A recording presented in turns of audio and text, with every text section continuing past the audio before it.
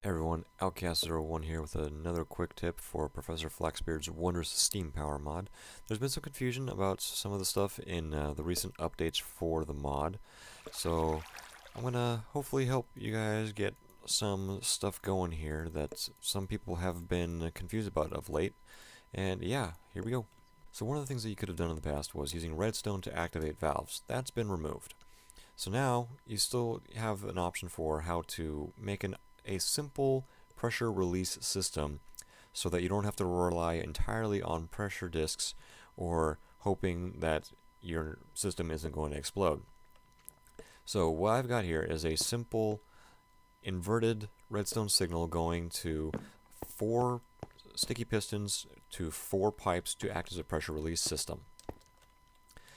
Now, so I got the comparator here by the gauge, and then a redstone torch, 2 pieces of redstone away from the side input, and then 1 piece of redstone in front of the comparator onto a block with some redstone torches. Now what happens is when this thing gets almost all the way to the top, to its absolute maximum, right before it's about to blow, before the whistles go off, this will activate and release the pressure. So this only activates at the absolute limit of the system, which is kind of what you want a fail-safe system to do. You don't want it to release earlier than that, otherwise you're going to be just needlessly wasting, the steam that you've spent all this time accumulating in the system. Now, by having 4 of these pipes out here, it releases the pressure very quickly so that it's not bottlenecking out of a single pipe to make it so that the system can still produce enough steam behind it and explode.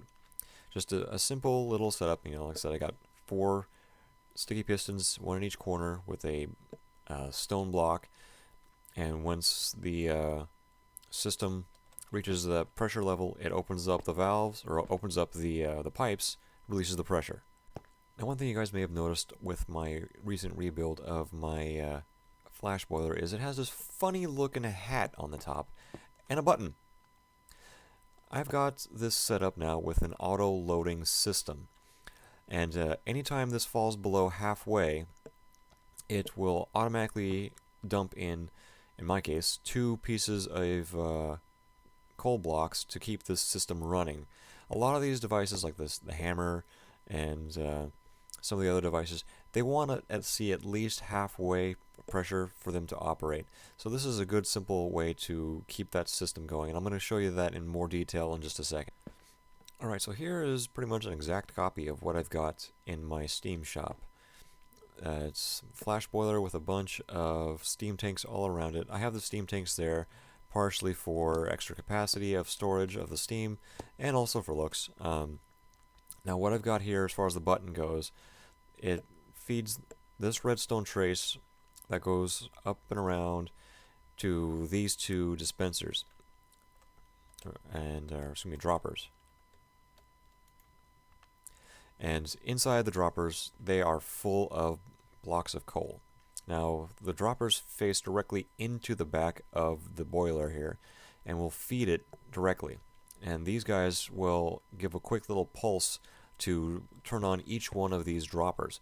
So that's how I get 2 into the system to make sure that it keeps running at its maximum pressure. Alright, so here at the back of the flash boiler, I have the whole mechanism to show you guys here. So what we've got here is a steam tank with the steam gauge. Unfortunately, you cannot put the steam gauge on the back of the boiler. So this is a little workaround for that. From the steam gauge, we go to a comparator. From the comparator, we go to 7 pieces of redstone dust to a redstone torch. From there, this creates an inverted redstone signal. So once this whole system gets above halfway on the steam pressure, this will turn off. Anytime it drops below halfway, it will kick both of these back on, causing both of these droppers to feed in 1 block of coal each. This is just a little simple setup for making an auto feeder into your systems.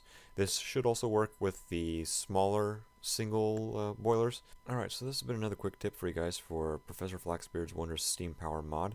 I hope it helps you guys out, and you guys can get it back out there and get things going instead of trying to sit here and figure out what's going on and why things aren't working.